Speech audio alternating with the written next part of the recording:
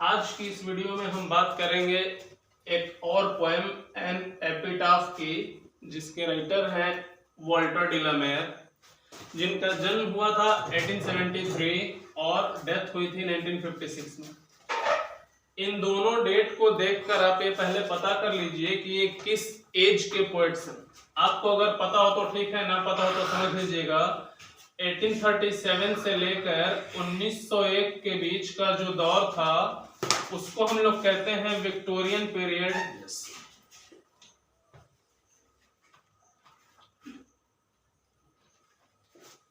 Victorian age. अब एक चीज आपको समझ में आ रही होगी कि यहाँ पे इस दौर में इस टाइम की अहमियत जरूर रही होगी, क्योंकि इस दौर में ये समय भी पड़ता ही है, ठीक है।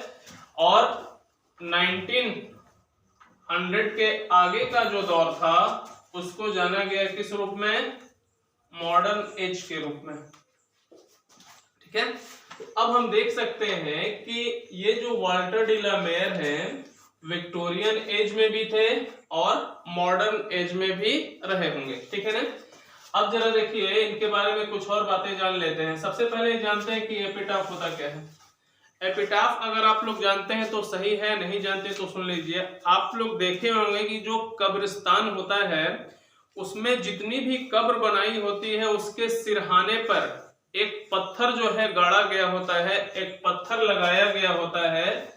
मान लीजिए ये कब्र है तो इसके सिरहाने पे ये पत्थर लगाया रहता है और इसी पत्थर पे इस मरने वाले का पूरा डिटेल जो है लिखा जाता है। इसी इनग्रेविंग स्टोन को हम लोग कहते हैं क्या? एपिटाफ, ठीक है। अब पहले समझते हैं इनकी बायोग्राफी से जुड़ी हुई कुछ चीजें। Famous for depicting the world of children and supernatural. Walter de la Mare की राइटिंग जो है वो कई तरह की है, लेकिन सबसे ज्यादा जो चीज इनमें देखने को मिलती है वो क्या है? The world of children. बच्चों से जुड़ी हुई कहानियां जो है इनमें बहुत अच्छी अच्छी स्टोरीज जो है इन्होंने लिखी है। बच्चों के लिए कहानियां लिखते थे, ठीक है। एंड सुपरनैचुरल का मतलब कि परियों की कहानियां हो गई, भूत शैतान की कहानियां हो गई, इन सब चीजों के बारे में इनकी राइटिंग जो है ज्यादा देखने को मिलती है, ठीक है। अब थे कौन? रहने की बात करें तो एन इंग्लिश पोएट थे, कवि थे, शॉर्ट स्टोरी राइटर। जैसा कि आप देख सकते हैं यहाँ पे शॉर्ट स्टोरी का मतलब जो लघु कथाएं होती है, छोटी छोटी कहानियां ये। और उसके अलावा ए नॉवेलिस्ट का मतलब है उपन्यासकार। नॉवेलिस्ट इसलिए भी थे क्योंकि विक्टोरियन एज में नॉवेल का बहुत ज्यादा बोलबाला था, ठीक है ना, तो इसलिए नॉवेल भी राइटिंग इन्होंने की है बहुत ज्यादा। अब बात करते हैं फेमस वर्क्स की। वर्क्स का मतलब यहाँ देखिए, वर्क्स का मतलब जो है लिटरेरी पीस है। लिटरेरी पीस का मतलब कौन कौन सी किताबें इन्होंने लिखी हैं। देखिए इसके बहुत सारे मीनिंग हो सकते हैं। वर्क का मतलब काम, ए पीस ऑफ वर्क, ठीक है। वर्क्स का मतलब कारखाना भी होता है और वर्क्स का मतलब लिटरेरी वर्क भी होता है, ठीक है ना। तो यहाँ पे हम देख सकते हैं इनकी कुछ किताबों को, जिनमें the listeners, Seaton's aunt, all hallows, songs for children और पीकॉक पाई ये खास महत्व रखते हैं इनकी किताबों में, ठीक है ना। अब देखिए चूंकि वॉल्टर डी ला मेयर एक बहुत ही अहमियत के पोएट हैं, इस वजह से इन्हें जो है कुछ पुरस्कार भी मिले, जिसमें कि he was awarded the order of merit. Order of merit जो है अपने आप में एक सम्मानजनक पुरस्कार होता है जो इन्हें दिया गया था कब? 1953 में। कुल मिलाकर इनकी बायोग्राफी से एक बात तो तय है कि अपने लाइफ टाइम में ये एक बहुत ही कमाल के पोएट रहे होंगे। बाकी बात करते हैं इनकी कविता की, तो उसमें बहुत सारी चीजें हैं जो अब हमें देखनी है। देखिए अब बात करते हैं टेक्स्ट की। टेक्स्ट जो है इस पोएम में सिर्फ 8 लाइन दिया हुआ है। 8 लाइन की पोएम है, बहुत शॉर्ट पोएम है, लेकिन दुनिया की तमाम फिलॉसफी को निचोड़कर इस 8 लाइन में वॉल्टर डी ला मेयर ने। देखिए पोएट्स की बात वही होती है कि जो कम शब्दों में ज्यादा से ज्यादा अर्थ दे देता है, वही तो पॉइंट होता है। अब जरा इस पोएम को डिस्कस करने से पहले हम समझ लेते हैं कि ये है क्या। सबसे पहला जो हमारा टॉपिक है डिस्कस करने का वो है मेमोयर पोएम। मेमोयर पोएम क्या होता है? मेमोयर आप देखेंगे ध्यान से तो आपको लग रहा होगा ये कहीं ना कहीं मेमोरी से जुड़ा हुआ है, ठीक है। अगर हम किसी की याद में कोई कविता लिखते हैं तो उसी को बोला जाता है मेमोयर पोएम, ठीक है ना। किसी की याद में लिखी जाने वाली जो पोएम होती है उसको बोलते हैं मेमोयर पोएम। आप समझ रहे हैं ना। अब मेमोयर पोएम का इतिहास जो है काफी पुराना है, बहुत सारे ऐसे राइटर्स गुजरे हैं जिन्होंने मेमोयर पोएम लिखी हुई है, ठीक है। अब देखिए इसकी थीम क्या है। थीम का मतलब है इसका इंटरनल जो मैटर है वो क्या है, डेथ, मृत्यु के बारे में बात कर रहे हैं इस पोएम में, और इफेक्ट ऑफ टाइम के बारे में। देखिए एक चीज आप देखेंगे इन दोनों को ध्यान से तो पता चल जाएगा कि दोनों जो है शाश्वत है। शाश्वत का मतलब इसमें कोई संदेह नहीं हो सकता, ठीक है ना। ये डेथ और इफेक्ट ऑफ टाइम, डेथ में तो किसी को कोई संदेह नहीं है कि ये आएगा या नहीं आएगा, ये एकदम कंफर्म है कि जिन लोगों ने जन्म लिया है वो मरेंगे। इफेक्ट ऑफ टाइम, ऐसी कोई चीज नहीं है जिसको टाइम अपने सर्कल में लपेटेगा नहीं, ठीक है। ऐसी हर चीज है जो कि टाइम के व्हील में लपेटी जाएगी एक दिन, और इसीलिए लोग कहते हैं कि समय बलवान होता है, क्योंकि ऐसी कोई चीज नहीं है जिसपे समय का इफेक्ट ना पड़े, ठीक है ना। एक तीसरी चीज जो इसके थीम में जोड़ी जा सकती है वो हो सकती है ब्यूटी, क्योंकि ब्यूटी के बारे में ही बात किया है इस पूरे पोएम में, ठीक है ना। अब इसका सब्जेक्ट मैटर हम आपको बता देते हैं। पोएट है, एक महिला थी, एक वुमन है जिसके बारे में पोएट दावा करता है कि वो पूरे यूरोप की सबसे सुंदर महिला है, सबसे मोस्ट ब्यूटीफुल लेडी है उस पूरे यूरोप की, और उसी की सुंदरता का बखान यहाँ पर किया है। देखिए इस पोएम के सब्जेक्ट मैटर को जानने से पहले आप ब्यूटी का कॉन्सेप्ट समझ लीजिए। ब्यूटी का कॉन्सेप्ट पहले समझ लीजिए। सुंदरता चाहे कितनी भी विलक्षण हो, सुंदरता चाहे कितनी भी विलक्षण हो, एक दिन इसको नष्ट तो होना है। हमारा अंग्रेजी का जो लिटरेचर है, हमारा इंग्लिश का जो साहित्य है, वो ब्यूटी के कॉन्सेप्ट से भरा पड़ा है। कौन भूल सकता है हेलेन को? हेलेन को कौन भूल सकता है जिसके चक्कर में पेरिस मारा गया और पूरा का पूरा ट्रॉय सिटी जो है नष्ट कर दिया गया। ऐसी मिसाल और भी है, क्लियोपेट्रा का मिसाल है। क्लियोपेट्रा इजिप्ट की महारानी थी। इन दोनों के बारे में कहा जाता है कि ये दुनिया की सबसे मोस्ट ब्यूटीफुल क्वींस में से एक थी, ठीक है ना। तो क्लियोपेट्रा इजिप्ट की महारानी थी। सुंदरता ऐसी कि इस सुंदरता के जाल में फंसकर वो रोम का सीजर, ठीक है ना, रोम का सीजर जो है पागल हो गया था इसकी सुंदरता पे, और पूरे रोम को बर्बाद कर दिया इसकी सुंदरता के पीछे, अपनों से ही लड़ गया। तो ब्यूटी का कॉन्सेप्ट कुछ ऐसा है, ठीक है ना। अब हम बात कर लेते हैं कि इस पोएम का जो सब्जेक्ट मैटर है वो क्या है, जरा सा समझ लीजिए। आप जाइएगा तो जरूर इन दोनों के बारे में पढ़िएगा, सर्च वर्च कर लीजिएगा, कहीं ना कहीं से जरूर मिलेगा। क्योंकि इस पोएम में हम इनकी बात करेंगे तो बहुत लंबा चौड़ा वीडियो हो जाएगा, इस वजह से हम इस पे बात नहीं करना चाहते। अब जरा देखो, here lies a most beautiful lady. Poet जो है कब्र के पास बैठा है और कह रहा है हियर लाइज, यहाँ पड़ी हुई है, ए मोस्ट ब्यूटीफुल लेडी, एक बहुत सुंदर महिला। आपको पता है कि ये मोस्ट ब्यूटीफुल सुपरलेटिव डिग्री का है, इसके पहले द रखना चाहिए था, लेकिन यहाँ पे ए रखने का मतलब क्या है? ए रखने का मतलब यह है कि इस मोस्ट को वेरी के सेंस में इस्तेमाल किया है पोएट ने। ए वेरी ब्यूटीफुल लेडी की बात कर रहा है वो, ठीक है। वो कह रहा है कि यहाँ इस कब्र में एक बहुत सुंदर महिला पड़ी हुई है, आफ्टर डेथ जो है वो पड़ी रहेगी, जाहिर सी बात है। अब कह रहा है उसके आगे light of step and heart was she.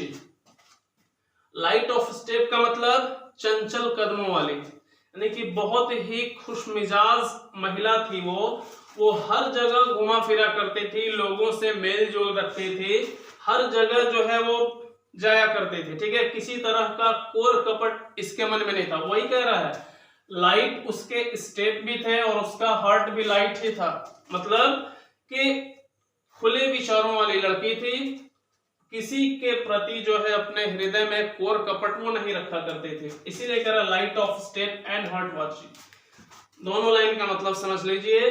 Poet कह रहा है कि यहाँ एक सुंदर महिला पड़ी हुई है, पड़ी हुई के मतलब वो कब्र के पास बैठा हुआ है और उस कब्र में वो उस सुंदर महिला के बारे में बखान कर रहा है। मैंने कहा ना शुरू में कि ये मेमोयर पोएम है, मतलब उस महिला को याद करते हुए ये पोएम उसने लिखा हुआ है। अब देखिएगा, कह रहा है आई थिंक, मुझे लगता है, she was the most beautiful lady. अब देखो यहां भी मोस्ट ब्यूटीफुल है, यहां भी मोस्ट ब्यूटीफुल था, लेकिन इसके पहले द रखा।